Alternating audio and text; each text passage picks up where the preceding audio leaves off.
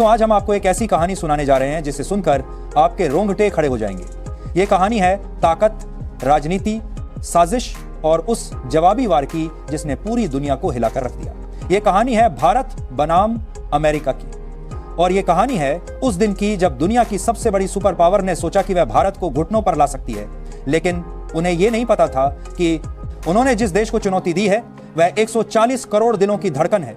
वह देश जिसने सदियों तक आक्रांताओं को झेला है और हर बार और मजबूत होकर खड़ा हुआ है। यह वह भारत है जिसे आज कोई झुका नहीं सकता।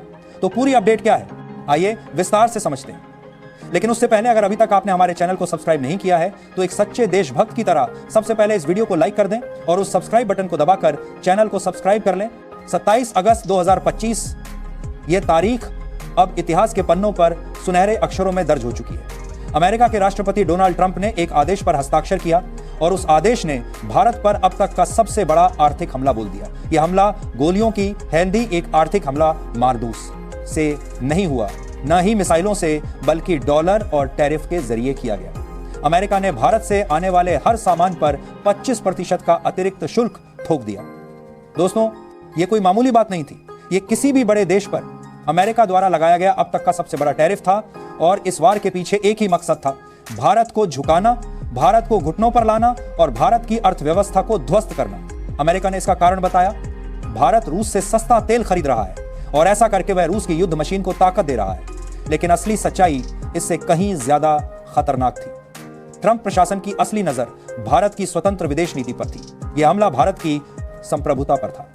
अमेरिका चाहता था कि भारत भी उसी की लाइन पर चले, वही करे जो वॉशिंगटन कहे। लेकिन भारत ने साफ शब्दों में कहा, यह हमला अन्यायपूर्ण, बेतुका और पूरी तरह से गलत है। अब जरा सोचिए दोस्तों, अमेरिका खुद वही काम कर चुका था।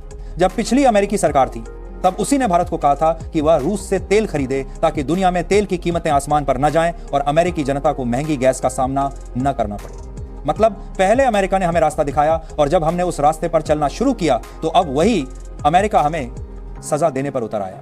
क्या यह दोहरा मापदंड नहीं है? क्या यह खुला धोखा नहीं है?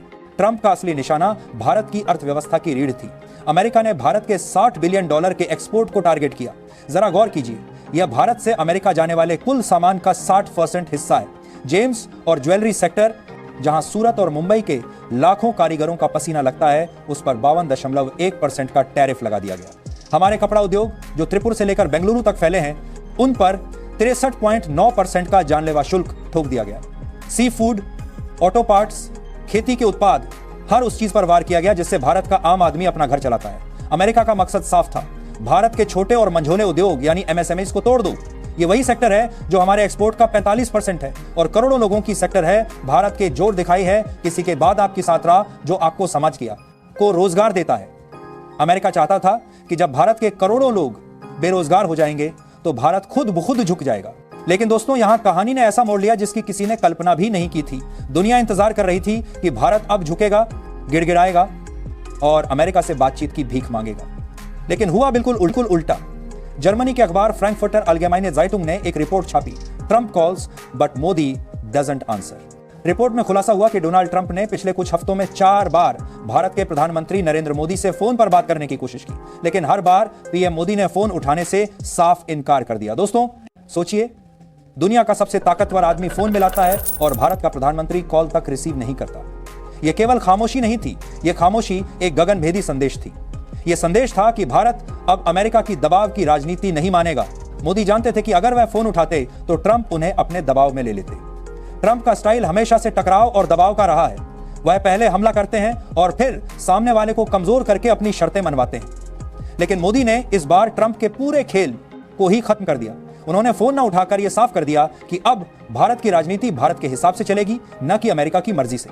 यह नए भारत की तरफ से आजादी का ऐलान था, एक ऐसा ऐलान जिसने वॉशिंगटन से लेकर बीजिंग तक सबको चौंका दिया। जब दुनिया इस बात पर हैरान थी कि मोदी ने फोन क्यों नहीं उठाया, उसी वक्त दिल्ली में असली खेल खेला जा रहा था। प्रधानमंत्री मोदी और उनकी टीम ने अमेरिका के आर्थिक हमले का जवाब देने के लिए एक ऐसा मास्टर प्लान तैयार किया जिसे सुनकर हर भारतीय का सीना गर्व से चौड़ा हो जाएगा। 15 अगस्त 2025 को लाल किले की प्राचीर से मोदी ने नेक्स्ट जनरेशन GST रिफॉर्म्स का ऐलान किया। यह सिर्फ टैक्स सुधार नहीं था, यह भारत की अर्थव्यवस्था का कायाकल्प था। भारत में 4 टैक्स स्लैब खत्म करके सिर्फ 2 स्लैब रखे गए, 5% और 18%। इसका सीधा मतलब था रोजमर्रा की चीजें, खाने पीने का सामान, यहां तक कि कारें और इलेक्ट्रॉनिक्स भी सस्ते हो जाएंगे। जब सामान सस्ता होगा तो लोग ज्यादा खरीदेंगे, जब खरीदारी बढ़ेगी तो बाजार में पैसा आएगा, और जब बाजार में पैसा आएगा तो अर्थव्यवस्था और मजबूत होगी। अमेरिकी एक्सपर्ट्स का अनुमान था कि ट्रंप के टैरिफ से भारत की जीडीपी ग्रोथ 0.9% गिर जाएगी, लेकिन आईडीएफसी फर्स्ट बैंक ने अनुमान लगाया कि मोदी के इस जीएसटी मास्टर स्ट्रोक से भारत की जीडीपी 0.6% बढ़ जाएगी। यानी एक समाल के बरे में तवार ही चाल में मोदी ने अमेरिका के हमले को न सिर्फ बेअसर कर दिया, बल्कि उल्टा भारत की अर्थव्यवस्था को और मजबूत बना दिया। यह दुनिया के लिए सीधा संदेश था, भारत आत्मनिर्भर है, भारत को किसी की जरूरत नहीं। इसके बाद अहमदाबाद की एक विशाल रैली में प्रधानमंत्री मोदी ने दहाड़ते हुए कहा, हम पर दबाव बढ़ सकता है लेकिन हम उसे सह लेंगे। किसानों, पशुपालकों और छोटे उद्यमियों का हित सर्वोपरि है।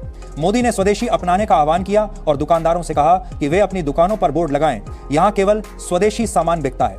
दोस्तों, यह केवल भाषण नहीं था, यह 140 करोड़ भारतीयों का आत्मविश्वास जगाने का मंत्र था।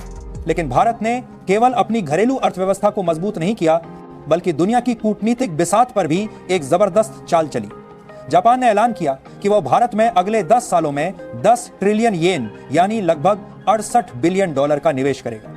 यह निवेश एआई, सेमीकंडक्टर और पर्यावरण जैसे भविष्य के सेक्टर्स में होगा। साथ ही भारत और जापान ने 17 साल बाद अपने सुरक्षा सहयोग समझौते को भी अपग्रेड किया। इसके बाद यूरोपियन यूनियन के साथ भारत ने वर्षों से अटके हुए फ्री ट्रेड एग्रीमेंट को अचानक फास्ट ट्रैक कर दिया। ब्रिटेन पहले ही भारत के साथ डील साइन कर चुका था। आसियान ब्लॉक के साथ भी पुराने ट्रेड एग्रीमेंट को सुधारने का काम तेजी से आगे बढ़ा। और सबसे बड़ा झटका अमेरिका को तब लगा जब भारत ने रूस के नेतृत्व वाले यूरेशियन इकोनॉमिक यूनियन के साथ भी एफटीए की बातचीत शुरू कर दी।